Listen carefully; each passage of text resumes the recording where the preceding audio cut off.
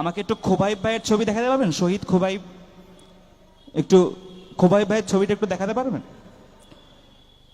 আপনারা যাত্রাবাড়ির যেই video footage দেখেছেন 5 মিনিট, সেই ভিডিওতে দেখা যায় একটা মাদ্রাসার শিক্ষার্থী, জুব্বা পরা, সাদা জুব্বা, সে ওই থানার সামনে ভিড়ের মধ্যে পড়ে যায়। পুলিশ প্রথমে তোকে লাঠি পেটা করে, নির্দয়ভাবে পিটায়, অনেকক্ষণ যাবত পিটায়, তারপরে বলে দৌড় দে। একটু আগে আমি যেটা রাহাতের কাছ থেকে শুনেছি, এটা পুলিশের ধর্ম যে দৌড় দে। দৌড় দেওয়ার পরে গুলি করে এবং ওইখানেই তাৎক্ষণিকভাবে খোবাইব ভাই ইন্তেকাল করেন। ইন্না লিল্লাহি ওয়া ইন্না ইলাইহি রাজিউন। আপনারা সবাই জানেন, এখানে যারা আছেন, যে শহীদ খোবাইবের নাম আপনারা জানেন, হযরত খোবাইব রাদিয়াল্লাহু তাআলা আনহু। আমাদের এই খোবাইব ভাই তার মৃত্যুর আগের দিন রাতের বেলায় তার মাকে বলেছিলেন, মা, আমার নামও তো খোবাইব, মনে হয় আমিও শহীদ হব। এবং তার পরের দিন তিনি শহীদ হন। এবং এখানে যারা কন্ট্রোলে আছেন, একটু খোবাইব ভাইয়ের ছবিটা এখানে দেওয়ার চেষ্টা করবেন।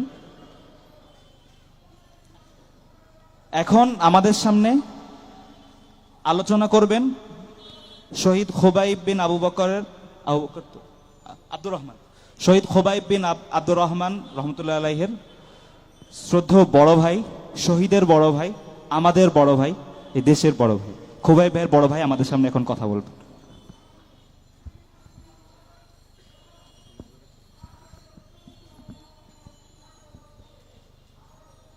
بسم الله الرحمن الرحيم ولا تقولوا لمن يقتل في سبيل الله أموات بل أحياء ولكن لا تشعرون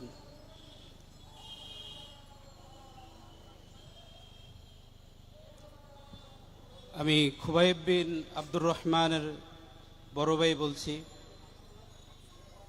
যাত্রাবাড়ি কাজলারপাড় জামিয়া ইব্রাহিমিয়া ইসহাকিয়া মাদ্রাসার প্রতিষ্ঠাতা মুহতামিম আল্লামা আব্দুর রহমান সাহেবের, আমাদের সবার ছোট ভাই, হুজুরের ছোট সাহেবজাদা, এবছর ইফতা পড়তেছিলেন কাজলা মাদ্রাসায়।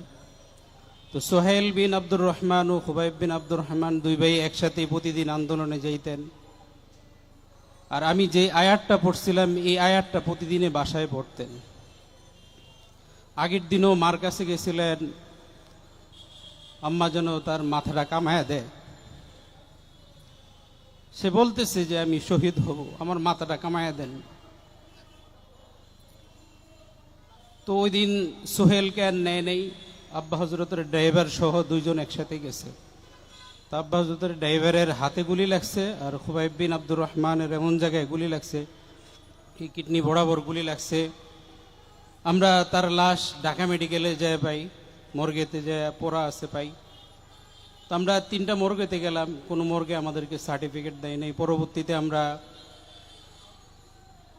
সার্টিফিকেটের জন্য অ্যাপ্লিকেশন করে দরখাস্ত দিই, কিন্তু আমাদেরকে এখনো কোনো সার্টিফিকেট দেয় না, আমাদেরকে ঘুরায়। বিশেষ করে আমি এই অনুষ্ঠানের মাধ্যমে আমি খোবাইব বিন আব্দুর রহমান সহ এই পর্যন্ত যত ভাই শহীদ হয়েছে তাদের সকলের হত্যার বিচার এই দেশেই দেখতে চাই।